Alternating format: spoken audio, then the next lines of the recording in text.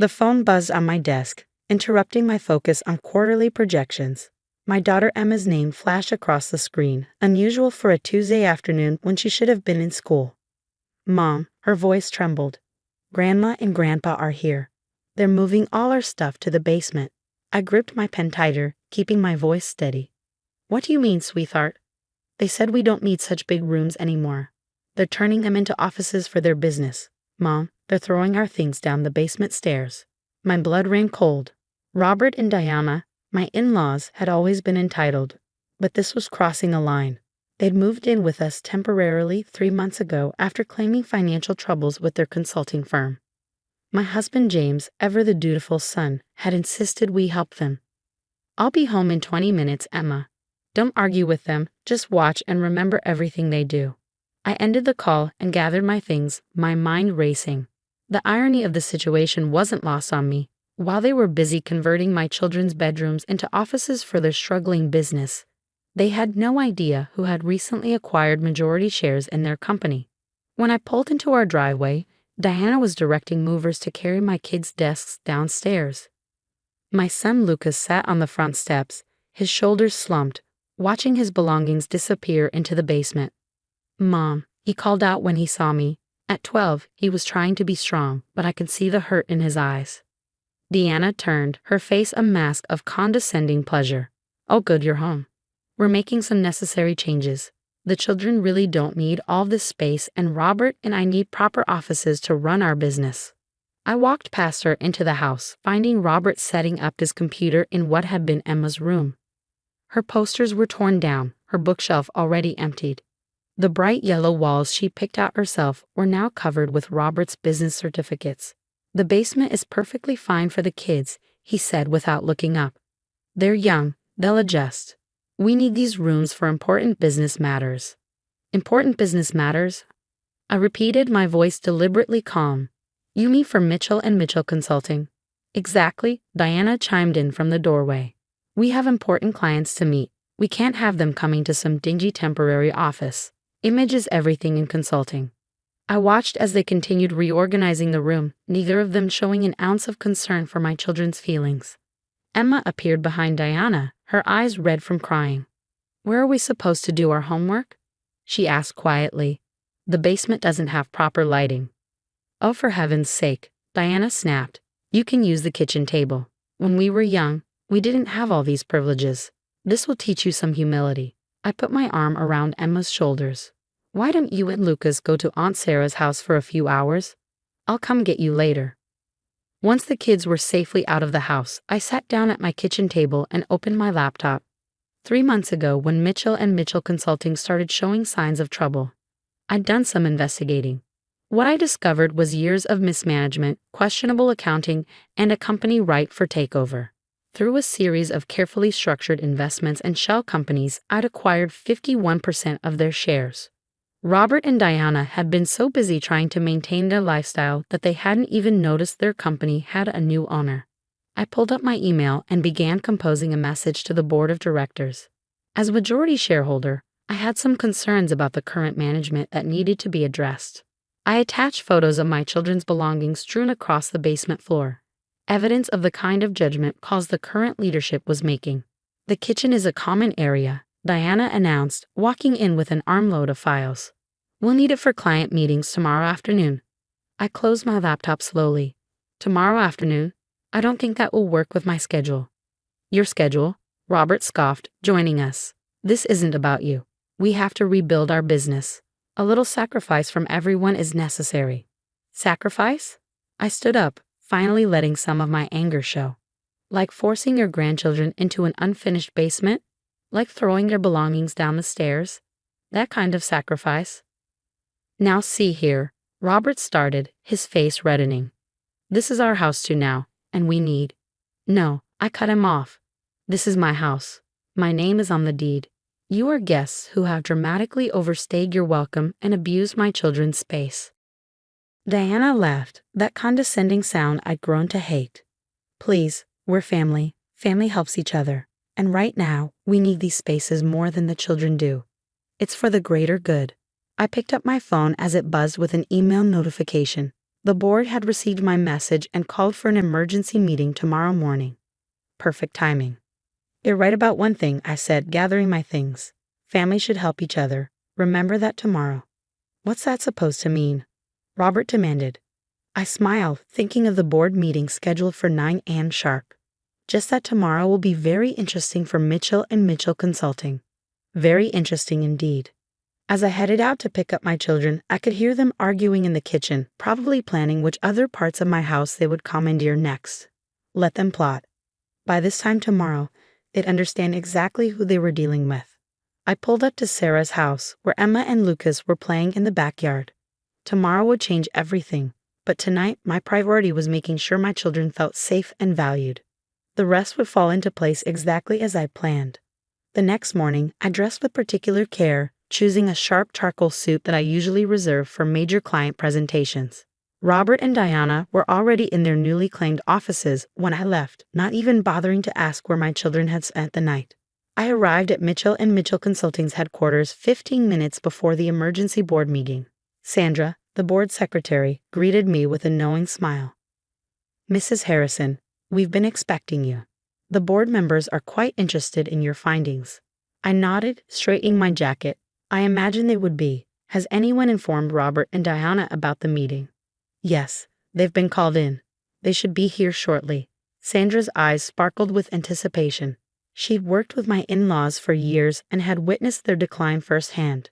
Right on cue, Robert and Diana burst through the office doors, looking flustered. What's this about an emergency board meeting? Robert demanded, then stopped short when he saw me. Elizabeth, what are you doing here? Before I could respond, the boardroom doors opened. Please, everyone, come in, Charles Montgomery, the board chairman, called out. We have serious matters to discuss. Diana's eyes narrowed as she watched me take a seat at the table. Why is our daughter-in-law at a board meeting? Charles cleared his throat. Mrs. Harrison isn't just your daughter-in-law. She's our majority shareholder. The color drained from both their faces. Robert's mouth opened and closed like a fish out of water. That's impossible. We would have known. Would you? I interrupted, sliding copies of my ownership documentation across the table. Like you knew your company was failing. Like you knew your employees haven't received proper bonuses in 2 years while you maintained your country club membership. Diana grabbed the papers, her hands shaking. This is a mistake. This can't be legal. Oh, it's perfectly legal, Charles confirmed. Mrs. Harrison acquired the shares through various investment groups over the past 3 months. All above board and properly documented. I opened my laptop, connecting it to the room's display screen. Now let's discuss recent management decisions, starting with these photos. Images of my children's belongings scattered across the basement floor appeared on the screen. Robert and Diana shifted uncomfortably in their seats. These photos demonstrate a concerning lack of judgment. I continued, my voice professional and calm. If this is how you treat your own grandchildren, the board has to wonder how you're treating company resources. This is personal family business, Diana protested. It has nothing to do with the company. Charles leaned forward. Character and judgment have everything to do with company leadership. Mrs. Harrison has also brought to our attention some questionable financial decisions. I clicked through to the next slides, showing years of mismanagement and questionable expenses. With each revelation, Robert and Diana seemed to shrink in their chairs. The board has decided, Charles announced, effective immediately, to remove Robert and Diana Mitchell from their positions as CEO and COO of Mitchell and Mitchell Consulting. You can't do this. Robert slammed his fist on the table. This company is our legacy. Was your legacy, I corrected. Just like those bedrooms were my children's spaces. Funny how things change when someone with more power makes decisions without consulting you, isn't it? Diana turned to me, tears welling in her eyes. Where are we supposed to go? What are we supposed to do? The basement is perfectly fine, I replied, echoing their words from the day before. You're older, you'll adjust. Although, I paused, gathering my papers. You might want to start looking for a new place altogether. As of this morning, I've rescinded your invitation to stay in my home. James won't allow this, Robert blustered. When our son hears about this. James already knows, I cut him off. I showed him the photos last night. He's the one who suggested I move up the timeline on this meeting. Their faces registered shock at this final betrayal. James had always been their safety net, their guarantee that they could behave however they wanted without consequences. "If you'll excuse me," I said, standing and straightening my jacket. "I need to get home and help my children move their belongings back to their proper rooms." As I walked out of the boardroom, I could hear Deanna beginning to cry and Robert arguing weakly with Charles about severance packages. I felt no satisfaction in their distress. This wasn't about revenge. It was about consequences and protecting what mattered most. My phone buzzed with a text from James. "How did it go?" "Just as planned," I replied. "They're out of their positions. Are you still okay with having them move out?" "More than okay," he texted back. "I should have stood up to them years ago. I'm sorry it took them hurting the kids to make me see who they really are." I drove home, where Emma and Lucas were waiting with their Aunt Sarah. Their faces lit up when I told them they could return to their rooms. "Really?" Emma hugged me tight. "We don't have to stay in the basement." "Never," I promised. "Those are your rooms, and no one has the right to take them from you." As we began moving their belongings back upstairs, I thought about Robert and Diana, who would soon learn that actions have consequences, that power shouldn't be abused, and that true family means protecting each other, not exploiting each other. Lucas paused while carrying his books upstairs. "Mom, are Grandma and Grandpa going to be mad at us?" I pulled him close. "They might be mad for a while, but that's their problem to work through. Your only job is to be a kid and feel safe in your own home." By evening, the rooms were restored, though some damage remained: scuff marks on Emma's walls, a crack in Lucas's desk from the basement stairs. But those could be fixed. What mattered was that my children were back where they belonged, and the people who had hurt them were facing the consequences of their actions. A week after the board meeting, our house finally felt like home again. Emma's yellow walls had been repainted, Lucas's gaming posters rehung, and the basement restored to its original purpose as a storage space. Robert and Diana had moved out 3 days ago, leaving behind a mess of paperwork and bitter accusations. I sat at the kitchen table, reviewing the company's latest reports when James walked in with 2 cups of coffee. "Mom and Dad just called," he said, sliding 1 cup toward me. "They're staying at the Residence Inn while they figure things out. They want to know if we can discuss a compromise." I looked up from my laptop. "What kind of compromise?"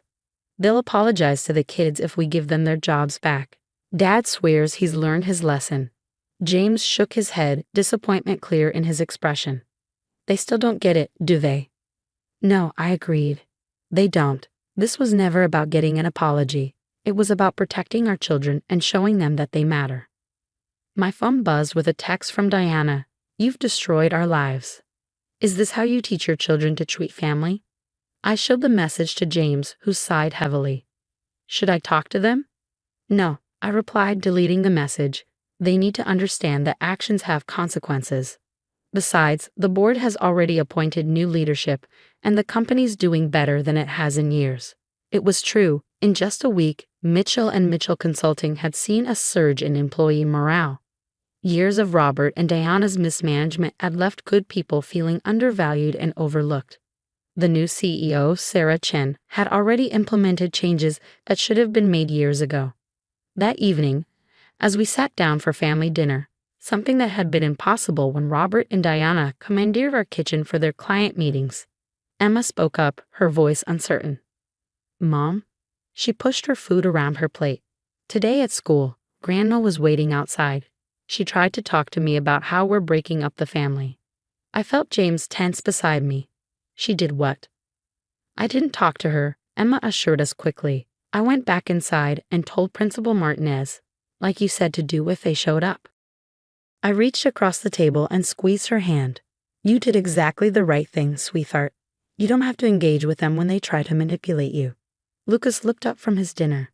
"Is it wrong that I don't miss them, even though they're family?" "No," James answered firmly. "Family isn't just about blood. It's about respect, love, and treating each other with kindness.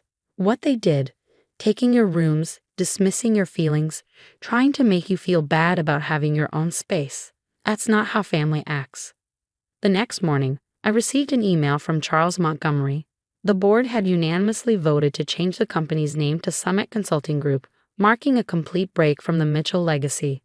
Attached was a photo of the new sign being installed at headquarters. I forwarded the email to Robert and Diana with a short note. Sometimes, a fresh start is the best path forward. Diana's response came within minutes. You think you've won, but you're teaching your children to be ruthless. One day, they'll do the same to you. I thought about her words as I walked through our house that evening. Emma was practicing piano in her room, the music floating down the hallway. Lucas sat at his restored desk, working on a science project. These were the moments Robert and Diana had tried to steal, not just rooms, but our children's sense of security and worth. You know, James said, coming up behind me, I always thought keeping the peace with my parents was the right thing to do. But watching you stand up to them, showing our kids that they deserve to be protected, that's what real family leadership looks like. 3 months later, Summit Consulting Group had its best quarter in 5 years. I'd stepped back from day-to-day involvement, preferring to remain a silent majority shareholder. Robert and Diana had finally stopped trying to contact us, seemingly accepting that their actions had permanently altered our family dynamic. Emma and Lucas were thriving. The incident had taught them something valuable about standing up for themselves. Last week, Emma had confidently handled a bullying situation at school, telling the girl, I don't have to accept being treated badly just because you think you have power over me. One evening, as I tucked Lucas into bed, he asked, Mom, are you ever going to tell us what happened to Grandma and Grandpa's company? I sat on the edge of his bed, choosing my words carefully. Sometimes people think having power means they can treat others however they want. But real strength isn't about dominating others, it's about protecting what matters and standing up for what's right. He nodded thoughtfully. Like how you protected our rooms? Exactly. I smiled, kissing his forehead. And I always will. As I turned out his light, I thought about Diana's accusation of being ruthless. She was wrong. Teaching my children that they deserve respect, that their boundaries mattered, that they didn't have to accept mistreatment even from family, that wasn't ruthlessness. That was love. The company would continue to thrive under its new leadership, but that was just business. The real victory was in our home, where my children slept peacefully in their own rooms, secure in the knowledge that they were valued, protected, and loved. Some would call it revenge, but I called it justice, the kind that heals and teaches rather than destroys. That, after all, was the most important legacy I could leave my children.